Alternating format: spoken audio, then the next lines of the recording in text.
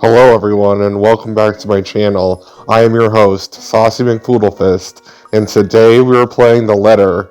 And in the last one, Luke and Marianne met at a bar and went home together. Or at least I think that's what happened, and that's pretty much all we know, so let's get started. The best thing about having my condo so close to the pub is the ease of access. As long as I can still stand and walk, I can make it home. Maybe I need help from a kind neighbor or two to help me with the last leg if I've really gone overboard on the alcohol. Alcohol? But I always made it home. Sometimes with company. Bow chicka wow wow. Of course, that always comes with complications, especially the real clingy ones. But it isn't anything a good tip and stalkers to the building security can't fix. I'm always nervous though, even if it isn't the first time I've done this. At the first few minutes when we enter my room, we are having a few agonizing minutes where I try not to panic. Okay, Mac, so far, so good. Don't let him smell your fear under all that liquid courage. He'll leave sooner or later, and I'll never have to see him again, just like every other man before him. What a slut! Just kidding. I'd like to say to myself that men I've brought home to my place were more scared than I was. Yet there is no fear when I look into Whiskey's eyes, only delight. When he starts touching me, I don't even hesitate when I push him against the door. Roughness is to be expected. Damn, girl, get it! And as long as he sticks to the script, everything will go smoothly. We'll have our little tumble in the sheets, he'll leave, we'll forget about it. If somebody asked what I really wanted, I would have told them that I wanted a bed of roses, chocolate, and music, maybe in an Irish castle. But all I really want is her, and that's never going to be a reality. Who is her? That was my fault, of course. Because I was afraid. Because I was a coward. They would never hold a candle to her. She was the light of my life. And I let her go. I can't even be bothered at the thought of her. Just a single thought of her makes me resolve to see this affair through waiver.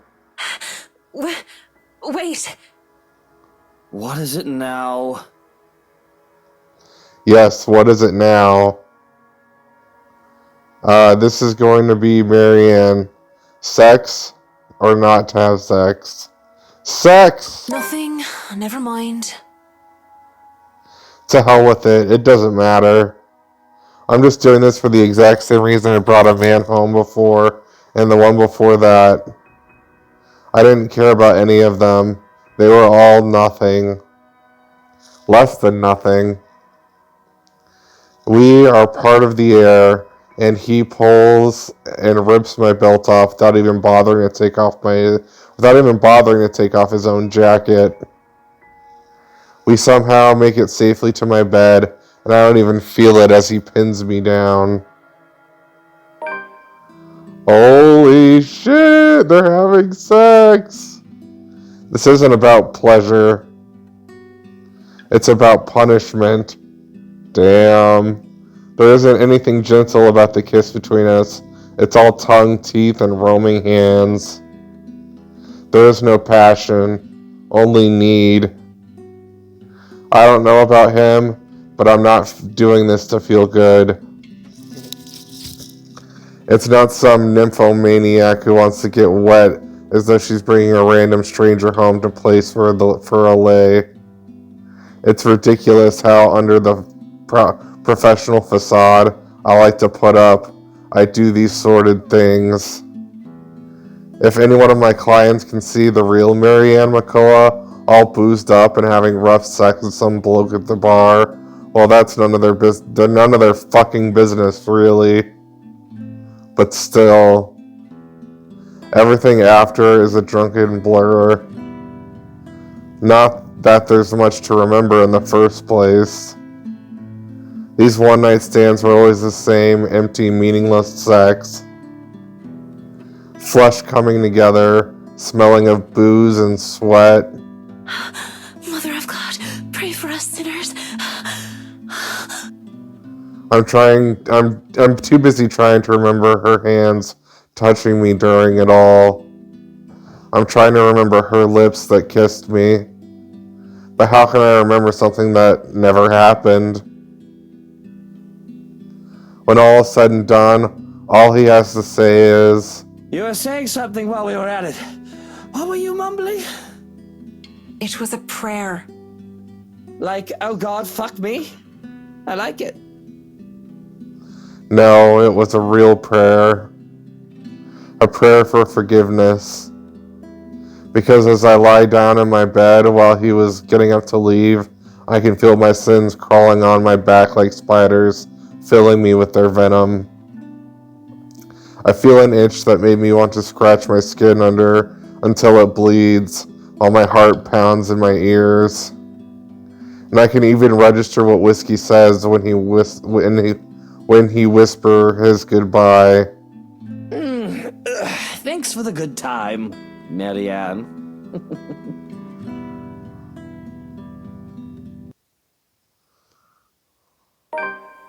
The mornings after are always the loneliest. Although that I can simply brush it off. I've always gone through several years of my life with the only fleeting company of the others, always nothing permanent. After her, there never was. I'll live through this. The regret, though, it's the one that always stays and weighs. But there is no time for self-pity. I have a job to get ready for.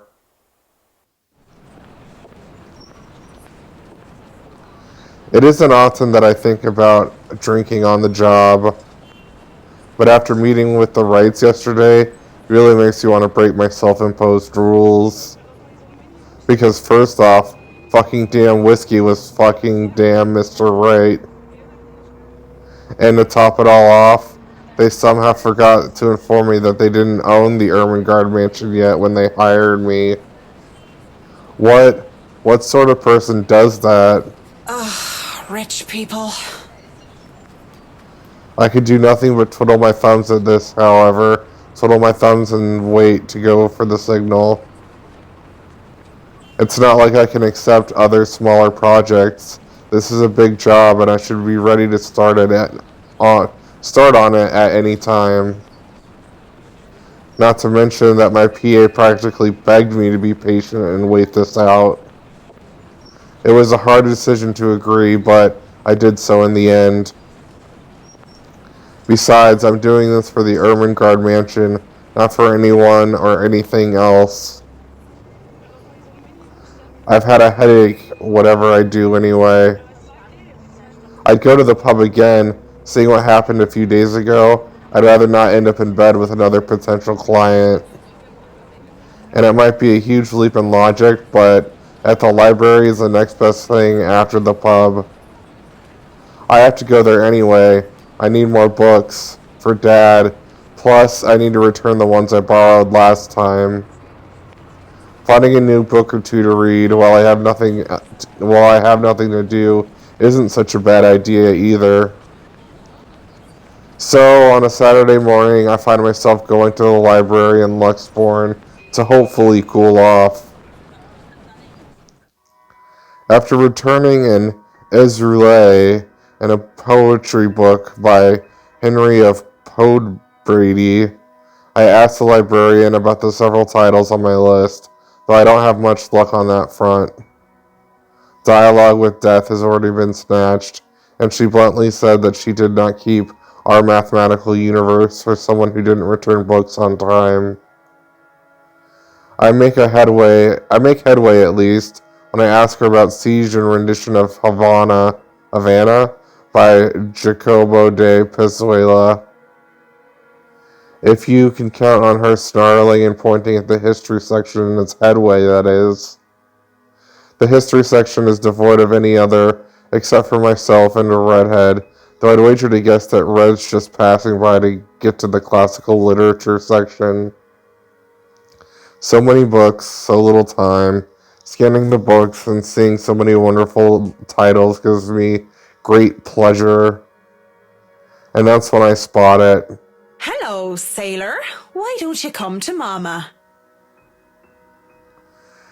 It's not the naval battle book I was hoping for. No, it's even better. The newly acquired History of Luxborn Architecture. First edition, too. I know I just have to get it. I've been waiting to get my hands on this book for so long. The fact that there is only one copy proves to be a problem, though, when Red reaches out for it at the same time as I do. I think I had this first, miss. I knew it was her. I can only stare her down as she refuses to let go of the book. Refusing to let go of it as well, I raise my brow at her in hopes in the fact that I was significantly taller would intimidate the girl, even though she refused with a rebellious look. This isn't exactly light reading, miss. I mean, do you even know which architect was at the forefront of 18th century Irish architecture? A beat. She blinks and I can't help the smirk on my face, which is wiped off when she opens her mouth. Edward Lovett Pierce, who established the Palladian style through his work with Castletown House and the Irish Houses of Parliament. This bridge was destroyed in this year to delay French troops while under the regency of Mary of Guise. This is not what I was expecting. Let's be honest, how many people would know these history facts? Aside from me, anyway. Going right to the obscure ones, aren't you? Easy enough. Tullybody Old Bridge in Clackmannanshire, Scotland, on the January of 1560, if we want to be specific. Suddenly, it's a game where we throw these history questions and facts at each other, back and forth in hushed tones, until we want to be thrown out of the library. Unless we want to be thrown out of the library. And after a while, it goes for some strange competition into this strange but friendly banter, if it could be called that.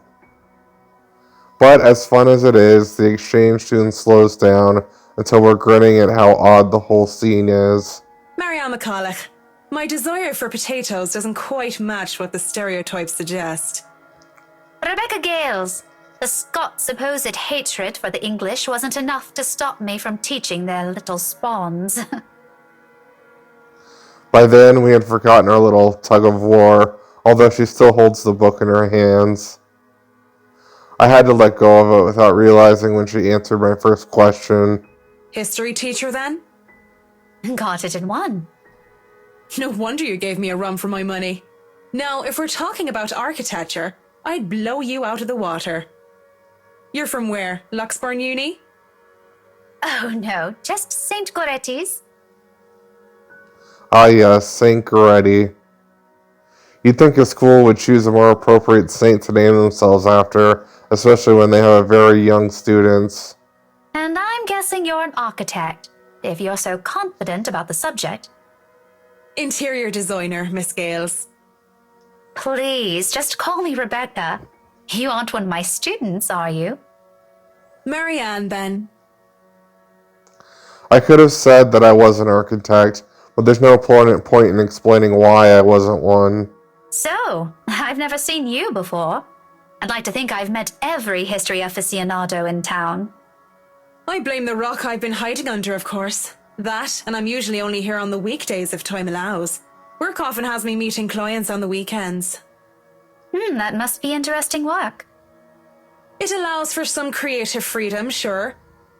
But it's like working with children sometimes. Though you probably have it harder working with actual children. The hardest part is convincing them that your idea is their idea. That sounds exciting. It is! But isn't that true for any workplace, though? We just cross our fingers and hope there aren't any man-children in charge of important things. Any big projects right now? I can't imagine that interior designing is a frequent thing. I'm working on the Ermengarde mansion. Lucky me. That mansion. Intach. Wonderful. Breathtaking. I can't wait to start in it. Now that is beautiful architecture. A pause. It looks like she wants to say something at the mention of the house. I'm not surprised. The place is certainly popular with the locals, especially with the urban legends attached to it. In the next second, though, she seems to think better of it and drops what she's about to say. So, do you have a portfolio or anything I can take a look at? I'd love to see your designs. Maybe you have some on a tablet? I've met some designers before, and they're always going crazy over these virtual room apps or another. A tablet? Please. Callicrates didn't need those silly iTabs when he built the Parthenon. I certainly don't need one to design a house. The computer back at my place is all I have. Why should I buy such an expensive gadget that will get outdated within a year? And what will I have is when what I have is will be just as functional. The traditional way had a far more personal touch, in my opinion. Not to mention those smartphones are awful tools of procrastination. I can't even count on one hand the number of people I see go outside only to have their hands glued to those things. And fuck touchscreens. They're evil things that make typing what should have been a simple task harder. I do have an online portfolio if you'd like. I can... Speaking, or thinking of the devil seems to have summoned it because I can carry one, even mention because before I can even carry on, Rebecca's attention wanes as she pulls out her mobile. But what I can only assume is a call. She gives an apologetic look before she's standing up and excusing herself. Off farther into the aisle she goes for some privacy. I do my best to give it to her as well, trying to tune her out. Well, is something wrong? Lunch at the coffee house? Sure, I can make it. I'm not too far. I can be there in 10. But with how quiet the surrounding is, she can't blame me if I overhear snippets of her conversation. When she returns with a sheepish look on her face, I know that our friendly chat has to be cut short. Sorry, I have to go and meet with some friends. It's fine. Totally fine. No need to even apologize. About the book. Her embarrassment increases twofold when she realizes she's still holding on to the history of Luxembourg architecture. I don't give her time to think about it as I put my hand up and shake my head. Fishing out a pen and paper from my bag along with one of my business cards, I hand them over to her. You know, I'm busy with work, so I might not even be able to take a peek at it anytime soon. You can go ahead and have it. But you'll have to ring me up when you're returning it just so I can snag it right away. Deal? She makes quick work, putting her number down and handing it back to me with a grin. Deal. Just message me during school hours, of course. You have a good day then. You too. With Rebecca gone, I'm left alone standing in the history section. Although my original plans were simply to sit down and read a good book, our little pop quiz, if you could call it that, made the time pass by without any of us even realizing it. It was fun, and I do believe I made a new friend. Good job, Marianne.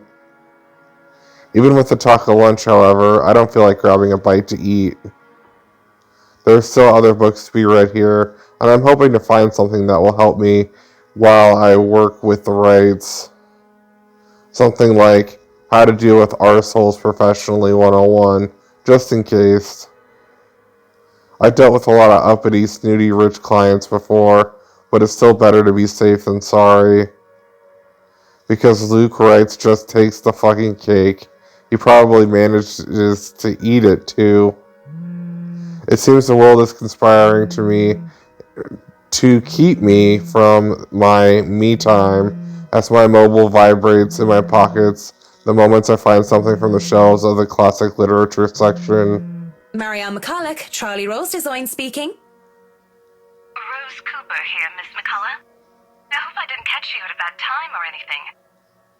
But I just wanted to check in and tell you that we've got the clear to hand over the documents. Madam Wright told us that we should forward the floor plans to you. Already? How did the process go so fast? Surely there has to be red tape to even acquire the forms to the transferring of rights. No matter how rich the rights are, it shouldn't be this quick, right? So, if I can just have your email, I'll be sending them your way. I'd actually like a physical copy of the floor plans. Oh, I suppose that's fine. I'm not at the office right now, but I can inform Miss Santos of your request. I'll make sure to drop by the office after lunch if that's fine. Not a problem. Right. Well, cheers. Right. Cheers. I don't know. I just don't. Is there some sort of deeper miscommunication when we last met? These things take time. It's been, what, a day? Less than that, even. There isn't even a point in trying to make sense of these people who seem to be larger than life.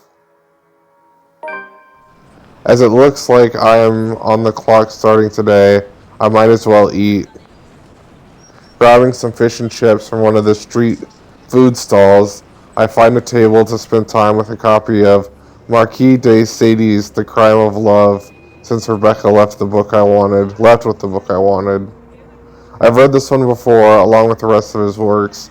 This would be the 18th time, in fact. But it's always a nice read, though. It's always nice to read it, though. It's always nice to read through it again when I don't have time to enjoy something new. Besides, when you're dealing with people so filthy rich that they can just end up plain and filthy, you need a good old Marquis sound advice. La blessure se trouvant sans aucune sorte de conséquence. The wound of being without any consequence. Of course, it's a folly to think these things have no consequence when everything actually does. Briar Realty Corporation's Lexington branch isn't too far from the city center, just a few blocks away, and I can easily eat and walk. I'd rather use this time to rest before I go into the flurry of activity. No doubts, there will be so much more to do once I get my hands on the mansion. Still a lot better than working on another condo, at least. Surely, no matter how much BRC and the old owners put into the restoration and the preservation of the place, any big repairs would be superficial at most. I am quite certain that, in their haste to sell the property, they did a rush job. It isn't an infrequent thing to do, despite how it's frowned upon. There'll be a lot of hidden issues that I'll need to weed out, and I have to make sure if I find every single one of them, especially the more serious damages. Structural integrity is definitely at the top of the list, we will have to consider. The building might look sturdy, but it is centuries old. That alone will likely pose a few problems here and there, put limitations on what we can do. Besides, despite how much I detest these rich snobs, they can pay rather handsomely, so long as I do an excellent job and do more than necessary. These two things have always made sure referrals keep coming. I don't even have to hunt down the projects myself. While I go up to the BRC office, I can't help but stop and stare when I enter the building. With the lunch hour closing, employees should have returned back already if they still aren't filtering through the doors. I get that it's Saturday, that people probably feel tired and lazy to be working on a weekend, but they're still on the clock and not bumming and wasting company's time on extended lunch breaks and cigarette sessions. The office is spacious, as with those two big corporations. Each person is given their little space of what usually is a 2-ton meter cubicle. There's a lot more empty chairs than there are actual people working at their desks. It reminds me far too much of my last day at Porzakova's projects during the massive layoffs due to the Irish economic crisis. But it isn't just that, though. Everything is as quiet as a grave, as if these people are merely ghosts. Speaking of ghosts, Santos comes through the door, looking as if she's just seen one. She looks at me, wide-eyed like a deer caught in the headlights, ready to bolt at any moment. I'd pointed out I wanted to inquire, but that would be unprofessional. Really, it's none of my business. I presume that Miss Cooper told you why I'm here, Miss Santos? Huh? Oh, yeah. Sorry, I just got back from lunch, you know? But it won't take too long. Don't worry. Of course it won't. This whole project has established itself to be a matter done in haste. Poor Isabella. I do hope it doesn't mean that people are being careless in their duties. She flinches and looks like she doesn't quite know how to respond to that. Thankfully, instead of opening her mouth, she leads the way towards the station and goes to fetch the floor plans. It won't take too long, as she said, but it does take a bit time to compose herself, most likely. You know, we usually just email these things. I prefer the real thing. Not that you would know. You probably have your nose stuck in front of a smartphone when you're not working, and even when you should be working, playing those mindless, addictive games. Ha ha ha. I definitely wish Chris would have stopped playing Batcat thingy during work hours, too. I know what you mean. Digital painting is nice, but nothing beats the smell of real paint. Not that I go and smell paint like a crazy person, but, you know, the real thing is different. Wait, what? Yes, nothing is quite like the real thing. Checking out the floor plans, I see that I have a lot of work going for me. Now that I have felt how Ray felt when he found the Central Park West building and the floor plans from that one movie. This is why I became an architect in the first place. I thought you weren't an architect. I thought you were an interior designer. Jacobean style at its finest. It's a thing of beauty. Look at these gorgeous rooms, the delicate harmony between the empty spaces. And speaking of empty spaces, there's something rather odd about these ones. I feel a bit silly saying it out loud because I've never lived in a big house, let alone a mansion. But during the tour, I had the distinct impression that the rooms were bigger. Maybe the scale is wrong? It's not much of a problem. And it is an old house. There had to be one little details. There had been little details here and there, and I would like to address during the open house too. And it was all forgotten in the wake of Miss Santos's incident and the trouble with ownership. The wine cellar is going to be a problem. I shudder to think with what sort of repairs they did to that place. They might have been things that were swept under the rug, pushed to the dark corners of the rooms, and hidden away in the barrels. Water damage could have been covered up. There had been floods due to heavy rains in West England just last year, after all. And if there's any sort of damage in the house's foundation, there's going to be a lot of work. I was not able to look at the attic as well. For all I know, a whole family of vermin could have made their nest in there. Working with pest control is always the worst. The sheer size of the place is staggering. If I did just say it was a lot smaller than I thought. I might just be biting off more than I can chew, but who doesn't like a good challenge? First things first, I'll have to. So, do you want a coffee? The one from the staff room is pretty decent. There's really no need. I'm sure you have rules against it. Rules against bringing someone coffee? That's ridiculous. And even if there were regulations against it, nobody's really here to tell Sir John.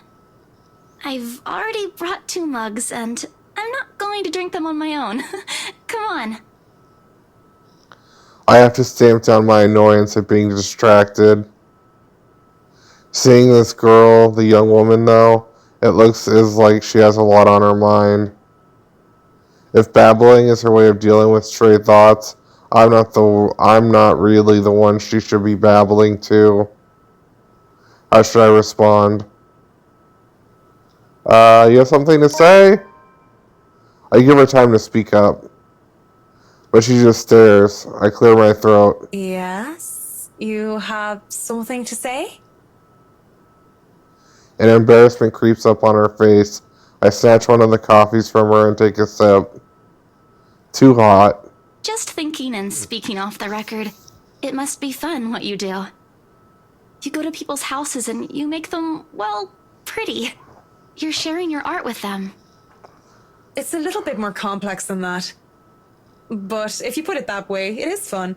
I wouldn't have done it for 7 years if it wasn't a little bit fun, I guess. These big clients always have paintings in their homes. Do you have a supplier for art pieces? She really isn't too professional, is she? I can't help but wonder why she was assigned to an important sale like the Ermengarde Mansion. I would say that she's too young, too nervous, and unsure of herself. Her enthusiasm must make up for that in spades. I wouldn't have believed it if she first introduced herself as one, and if Miss Cooper hadn't vouched for her. Why, she looks like she's still in college. Acts a bit like it, too. I thought she was a teen slumming it out in the mansion when I first saw her there, lying on the ground. Surprise, surprise, she turned out to be one of the estate agents handling the property. I don't even know what to make of the whole meltdown that happened with this strange document. If I were the client, I would be very upset. She'd be in hot water for it. The clients usually support artists of their own choice. If they don't, I'm always happy to refer those that I know. That's cool. They're very picky. I don't think a hobbyist will have an easy time getting their work sold. Hey, I'll have you know I was a student of the fine arts. And yet here you are, selling property. Maybe you weren't a very fine student of the arts. Maybe I took that a bit too far. She bites her cheek and looks like she's barely holding herself back. It's not like I had a choice. She mutters it under her breath. I barely even hear her. But the hurt is there. If I were a bitter person, I would have snapped at her. You didn't become some famous artist to be faded by the art world like you thought you would be. Big whoop. I didn't have a choice when I left Ireland. It was years of unemployment. The recession that took its toll on the construction industry was out of anyone's control. I don't know what choice she was able to make, whether it was about her being at art school or something else. But the world isn't a fair place. And sooner or later, she figures that out. And the sooner she figures that out, the better. Still, with that forlorn look on her face, I can't help but sigh. The girl reminds me far too much of myself when I was younger. Well, if you're thinking of commissioning your paintings, I'll have to see your work first. Oh, it's not... I didn't mean it like that. I don't have any paintings. Really? You sounded a lot like you still did art or want to. Now I'm starting to worry that you might just like the smell of paint. I'm not a paint huffer, sheesh. I just mean I don't make much anymore. I don't really have the time for it. The tools and materials aren't exactly cheap either. Everything has a price. It sounds like you're making excuses for something you're presumably passionate about. If you really want to practice art, a little out of your wallet isn't much. It's not that simple. It's not. Life's simple. People just like to make it complex. Speaking off the record, I have some advice for you, kid. Either go for what you want, or stop thinking about it when you have something else. That is unless you enjoy making yourself miserable, then by all means. You know, if you wanted to look at the floor plans without me bothering you, you could have just said so. Would you have left me alone? We'll never know now, will we? And the air settles in the room afterwards. It doesn't help that she doesn't immediately leave, as she said, lingering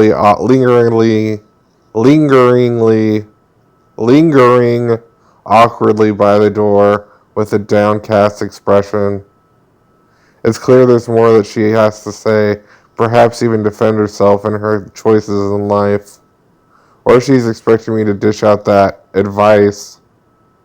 It's an awkward affair, and I choose to hightail out of the realty office as quickly as I can. Alright, we are going to end the episode off here. Thank you all so much for watching. If you like this video, give it a thumbs up, and I'll see you all in the next one. Goodbye, everyone.